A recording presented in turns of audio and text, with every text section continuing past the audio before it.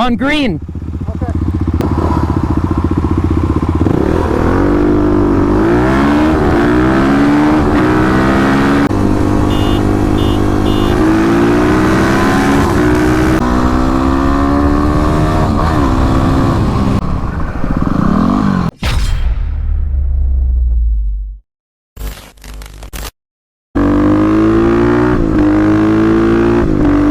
Hey everybody, welcome to another video. We are out here on the KLX, and today we got an interesting one that has been requested for a while, and we finally got an opportunity to do it. Right now we're going to the motorcycle dealership to meet up with one of my friends who just got a WR250X, and I believe he's on the Supermoto wheels right now because he also got a set of knobbies with the deal. But we're going to do a comparison. We're hopefully going to get a roll race. Speaking of which, hello officer. It's gonna be a fun ride. Make sure you guys stick around. Let's go ahead and get to the dealership. Hey there, doggy. How's it going?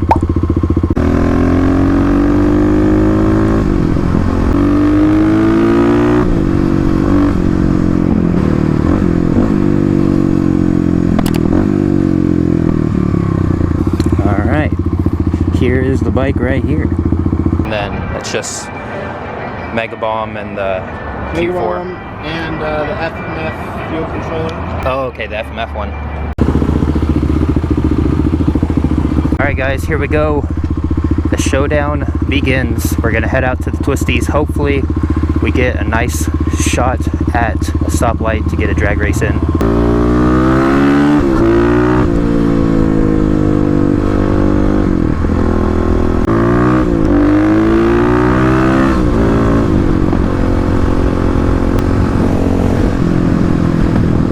Alright guys, looks like we're going to be able to get a drag race in here. On green! Okay.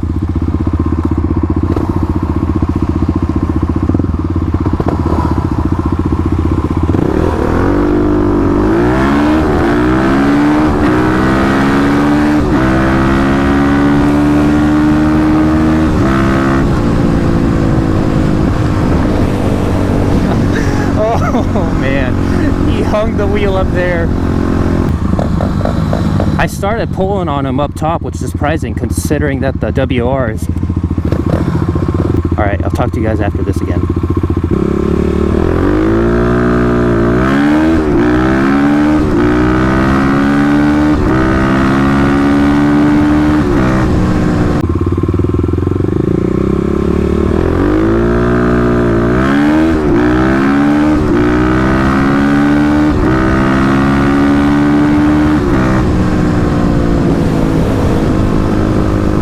So, that first one, he got a good launch on me.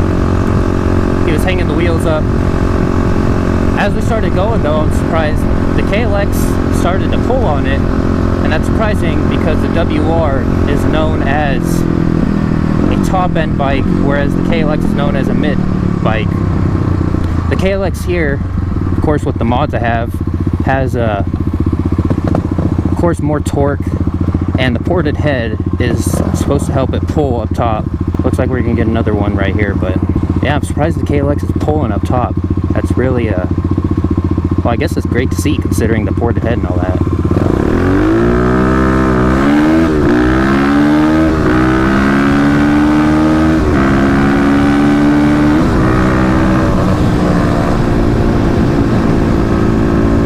It's pretty slow. Yeah, I kind of creep out on the big end. Yeah.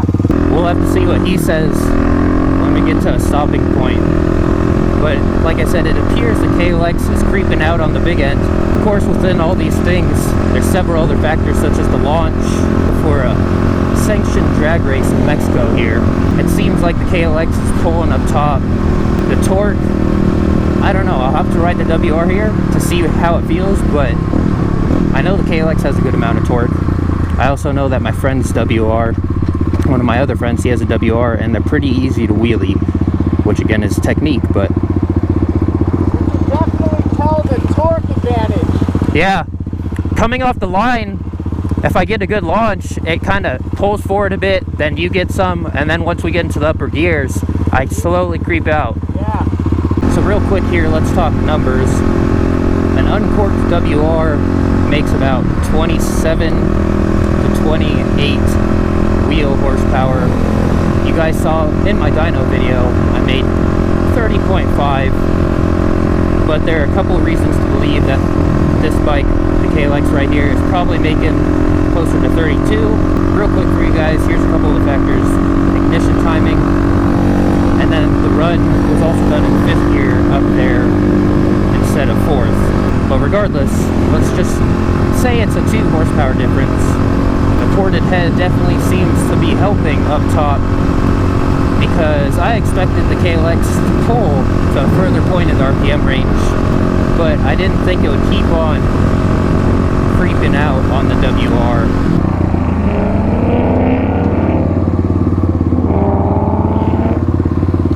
Whoa, you way overshot that guy.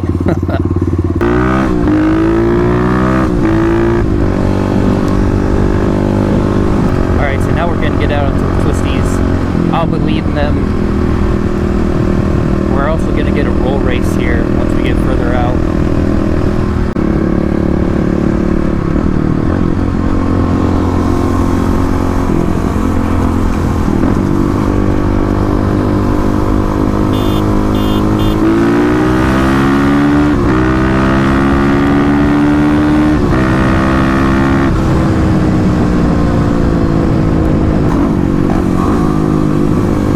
Alright guys, let's get one more.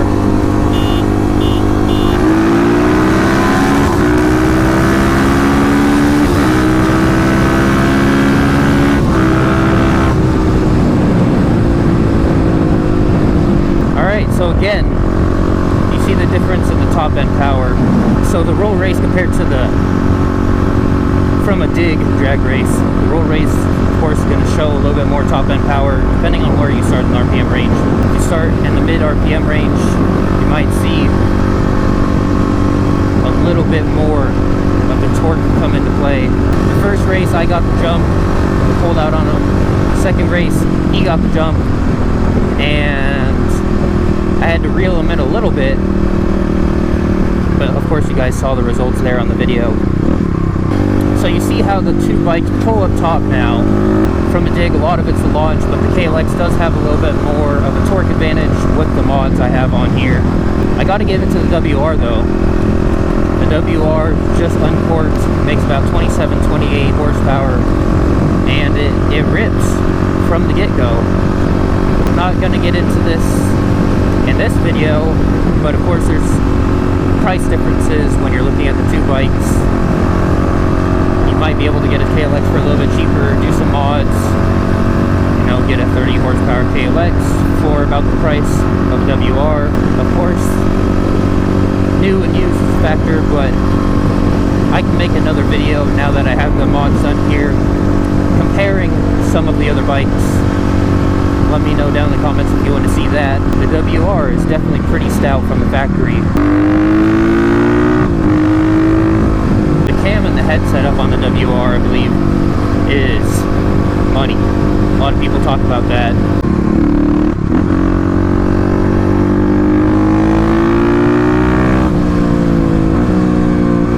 Thank you for letting us by.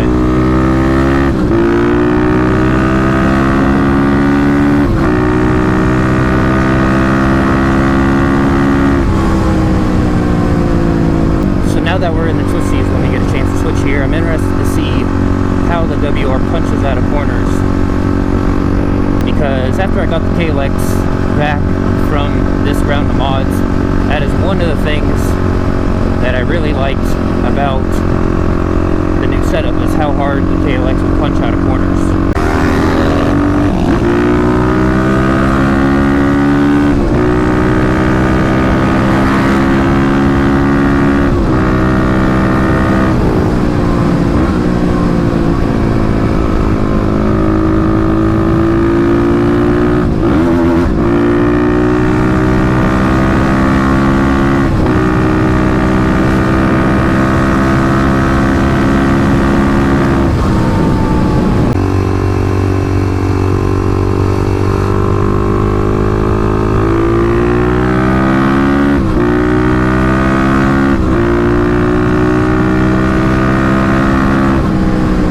as you guys saw back there, when we had to pass that car, both bikes have enough power to be able to pass someone going about 50 miles an hour, 55.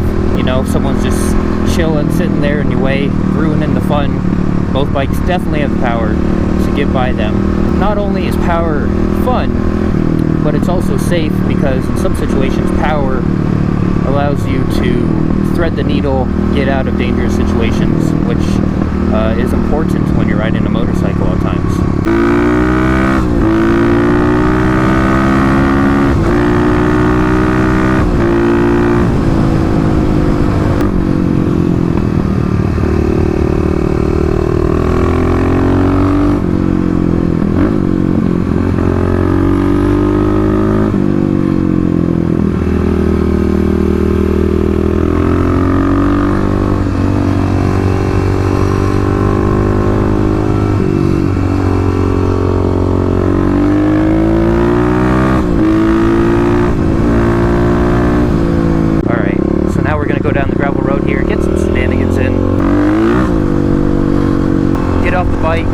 Talk about the race, how it was keeping up in the Twisties, and then we'll go ahead and switch bikes.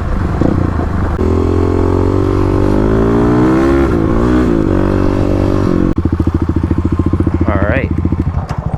The drag races are interesting between these two. It's pretty even, kind of. If I get a good launch, it's pretty even. If it has to be a great launch. Yeah, I mean, because you have so much torque. Yeah, like I noticed that it kind of punches out a bit, and then once you get into your power band, it closes the gap. Yeah. And then as we get going through the gears, I kind of slowly get out on you. Yeah. But what about the roll race? Kind of the same thing. The roll race, the first one, I was in too high of a gear. I just didn't have the torque. And then the second one. I dropped it. I had to be around like 8,000 RPMs. Oh, really? When we took off. When I dropped the second time. And we were more neck and neck then. Yeah. But you just have so much torque. Like you don't have to be in the particular, like the perfect RPM range. I think I started 6,500 to 7,500.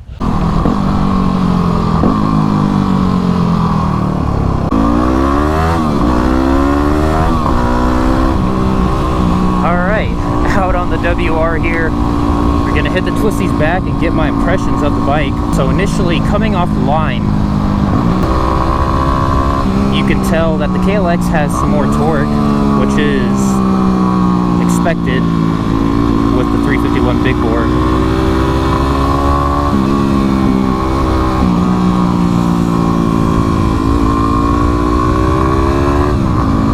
So I can definitely tell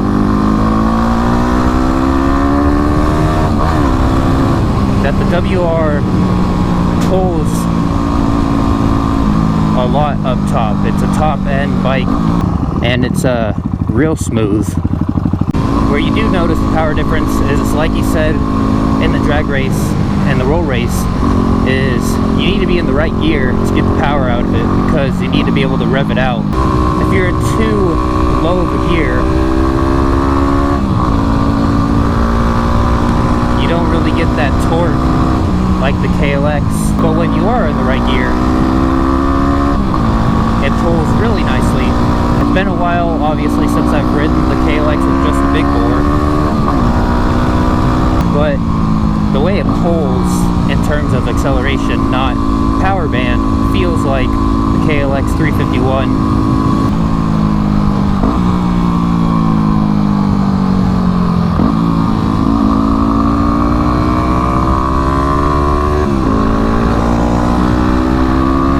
I definitely see why people like the power band and the power of the WR out of the box. The motor feels real smooth up top.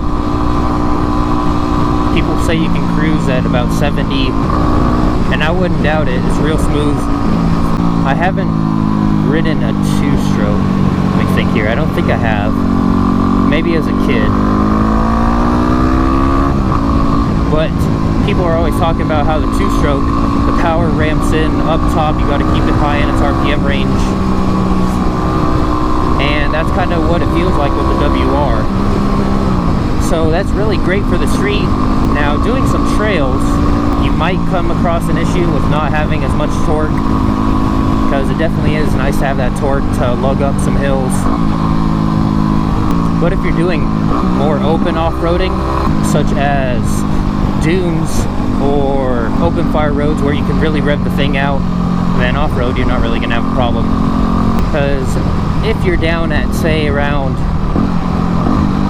6,000 RPM here, and then you pull on the throttle,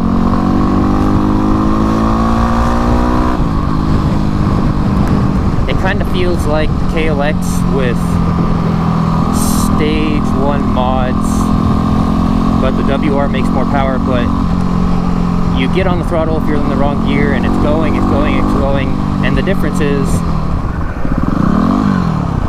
geez, dude, the WR pulls harder up top than the Kawasaki did with stage 1 mods, but down low it just kind of feels like you're going, and then it really takes off. And that's the difference between the WR and the KLX. You keep that RPM up and you get on this thing and it goes. Alright, so enough talking about the power. In terms of weight, both the KLX and the WR feel very agile. I believe the WR wet weight is around 290, the KLX is 300, so 10-pound difference. The weight seemed to sit pretty similarly. Now that I'm riding higher speed on both of them, turn-in feels similar. Of course, it's hard to compare because this is a 250 Supermoto. Mine is on the 2118 setup. Weight-wise, they feel similar. Riding position, they also feel pretty similar. The WR feels like my knees might be a little bit higher, which is nice to be able to grip the gas tank in the corners. Now, suspension. This is a big deal when you're talking about the KLX and the WR. The suspension on the WR is known for being really great off-road. It's set up very well, almost like it was meant for an MX bike. So now that I've gotten on the bike, in terms of compression dampening, KLX and the WR feel pretty similar. Now the difference appears to be in the rebounds. The WR feels a lot tighter. The KLX, going over some of the bumps, you kind of, when it's settling back down, it's kind of floaty feeling, but the WR, it just snaps right back up, and there you have it. So in the KLX you can adjust rebound in the rear, but not on the front. The suspension on the WR, that seems to be the main advantage. Rebound, it feels a lot tighter. See, even when you just bounce up and down here, it just gets right back up, no drama. The KLX just feels a little bit more floaty in terms of that, but compression, they feel pretty similar. You can dial up the compression on the KLX in both front and rear. So we know the power on the WR. See, I don't know what to give it on a scale of 1 to 10. I'll call it 7 or 8. Probably an 8, because the only thing that I would want to fix in terms of power is get a little bit more low-end torque out of it. The KLX, what would I rate it? In terms of dual sports, of course, is what we're talking for a scales. Power-wise, I give it a 9 out of 10. Torque is really good. It pulls hard up top, and the only thing really that is left on it is to pull even harder up top with some cams. Comfort, you know, it's upright. They're dual sport / dirt bikes riding position, so they're both comfortable. You know, you get the dirt bike experience on both of them. Again, it's rated very highly, but that's for both bikes. So for comfort on the dual sport, both bikes, I'd rate them, again, probably 8 out of 10, just because you do get wind noise. I'm used to it, but someone who wants to just cruise down the highway and someone who might be nitpicky about the wind, they might complain about that. So yeah, performance, comfort, these bikes are pretty similar.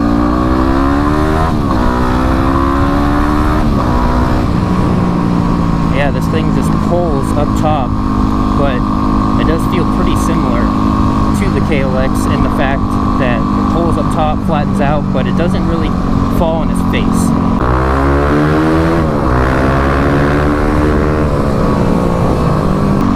But yeah, there you guys have it. There's my quick synopsis of the WR versus the KLX, of course, how it sits right now. I know it's been a long-awaited comparison and race that you guys have wanted to see.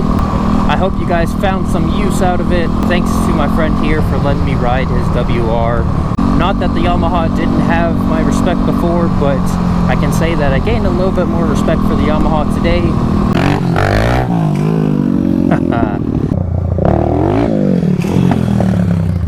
Alright guys, super fun video today, hopefully informative. I hope you guys found some good insight with this comparison right here. But that is going to do it for today's video. If you enjoyed, be sure to give it a big thumbs up. Also share it to your friends and those who may enjoy it. And of course, if you're not subscribed, go down there, hit that subscribe button, get the bell on to keep up with all the great content here. Of course, we got the KLX, the FZ at home, and the Corvette. Hopefully, we'll make a return soon. Got some transmission stuff with that. But with all that being said, join the club, and I'll see you in the next one. Whoa, GTR convertible.